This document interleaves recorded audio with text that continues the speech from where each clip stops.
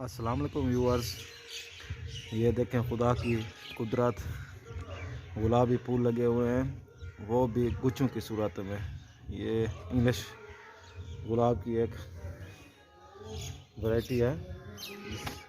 इस पर आप फूल देख सकते हैं, साइज़ में छोटे हैं लेकिन बहुत ही खूबसूरत रंग है।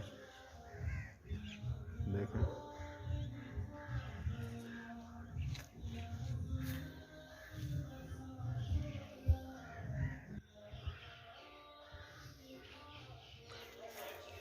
सुभान अल्लाह, गुच्छों की सूरत में फूल लगे हुए हैं। सुभान अल्लाह, सुभान अल्लाह, सुभान अल्लाह।